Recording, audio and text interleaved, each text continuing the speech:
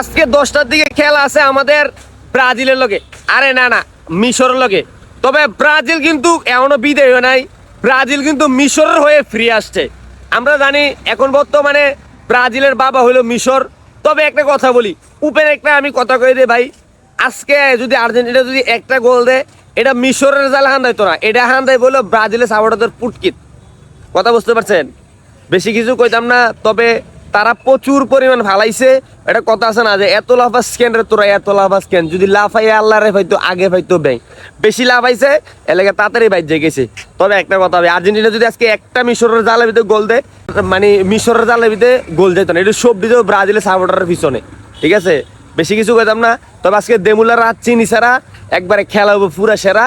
আর মূল একটা কথা বলতেন, আজ তারা প্রচুর পরিমাণ ফাউটার লয়ে বলবো। এদিন আর্জেন্টিনার ফাউটার লয়ে বসে দেখে আর্জেন্টিনার ফাউটার দিতে দিতে তারা ফাউটার শেষ হয়ে গেছে, এর লেগে নিজের খেলাত কোনো ফাউটার ইউজ করতে পারছে না, এর লেগে হুন দিয়ে লেছে।